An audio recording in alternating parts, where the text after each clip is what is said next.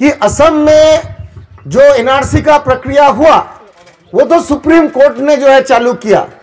वो क्यों हुआ, सुप्रीम कोर्ट में जो केस था उसका एक लंबा इतिहास है, मैं उसमें जा नहीं रहा हूं। सुप्रीम कोर्ट का ऑर्डर है, हमारे देश में सुप्रीम कोर्ट का ऑर्डर ही कानून बन जाता है। लेकिन हमारे देश का जो केंद्र का सरकार है, नरेंद्र मोदी का सरकार, अमित शाह का सरकार, उन्होंने अब जो करने का फैसला किया है ये और भी खतरनाक है, क्योंकि वो बोल रहा है कि सिर्फ असम में जो एनआरसी हुआ वो तो असम का एनआरसी था, अभी पूरा देश भर में जो है हम एनआरसी लागू करना चाहते हैं। और वो इसलिए वो लोग बोल रहे हैं कि वो बोल रहे हैं कि हमारे देश में बाहर से बहुत लोग आके बस गए हैं, इन सबको निकाल के हमको देश से खदेड़ देना है, देश से बाहर निकालना है। इसीलिए जो है वो एक पूरा देश भर में एनआरसी लागू करने का वो लोग प्रक्रिया चालू किया है।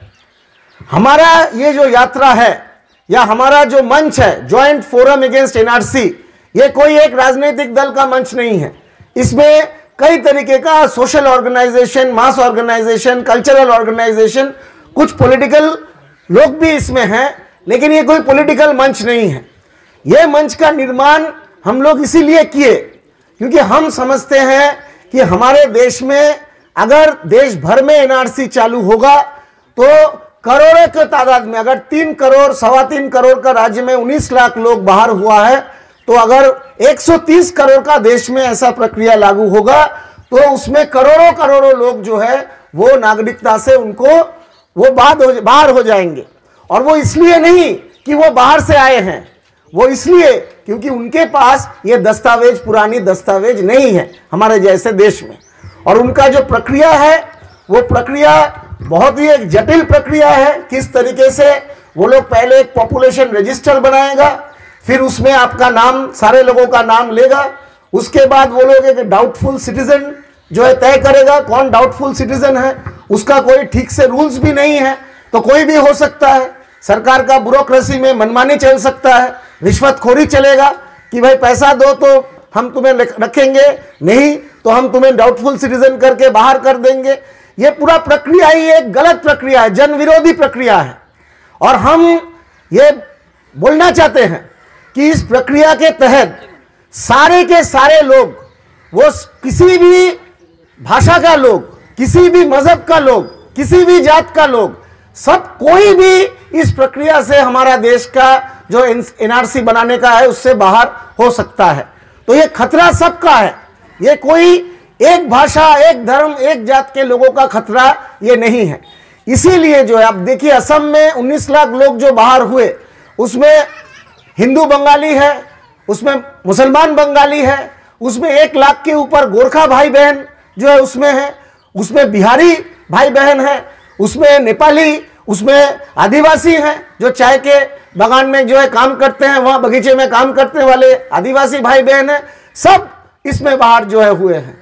उसमें बहुत बड़े बड़े लोग हैं, साहित्य अकादमी विनर, उनका नाम बाहर है, देश का प्रेसिडेंट रहा है, उनका फैमिली मेंबर्स, फखरुद्दीन अली अहमद, उनका फैमिली मेंबर्स बाहर हो गए हैं। तो ये किसी के ऊपर ये मार आ सकता है। तो हम समझते हैं कि ये प्रक्रिया हमारे देश में नहीं होना चाहिए। इसीलिए उसके विरोध करते हुए ये यात्रा, ये पैगाम ले जाना हम चाहते हैं।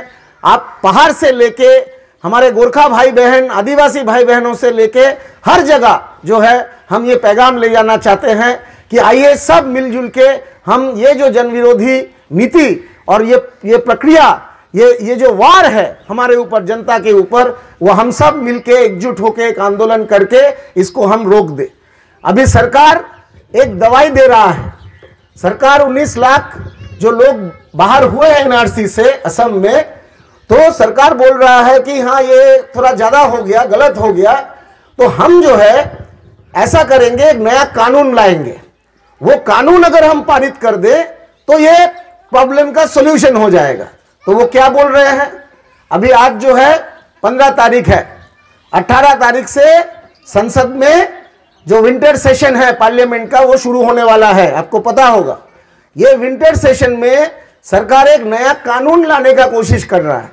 वो कानून के तहत वो बोल रहे हैं कि अगर अफगानिस्तान, पाकिस्तान और बांग्लादेश, इन तीनों देश से हिंदू, बौद्ध, पारसी, क्रिश्चियन जैन, ऐसे मजहब मानने वाले लोग अगर कोई हमारे देश में बिना डॉक्यूमेंट के भी आए हैं तो फिर भी उनको इलीगल माइग्रेंट नहीं माना जाएगा और उनको नागरिकता देने की हम कोशिश करेंगे, प्रक्रिया हम चलाएंगे। यानी वो लोग बोल रहे हैं धर्म के नाम पे हमारे देश में एक विभाजन ये लोग करना चाह रहे हैं। वो क्या बोल रहे हैं? वो कौन सा धर्म का नाम नहीं ले रहे हैं? इस्लाम का। वो बोल रहे हैं हिंदू है, बाहर से आया है, नागरिक होगा।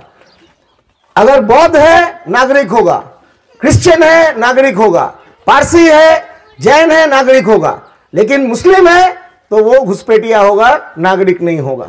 ये कानून वो इस सत्र में पारित करने का कोशिश कर रहे हैं। हम समझते हैं ये कानून हमारा देश का जो धर्मनिरपेक्ष संविधान है उसका खिलाफ है। हमारा देश का संविधान में ये लिखा गया है, बाबा साहेब अम्बेडकर का जो संविधान है उसमें ये लिखा गया है कि सरकार के नज़र में हर इंसान समान है, बराबर है, चाहे हिंदू हो, मुसलमान हो, बौद्ध हो, हम सब जो है समान है।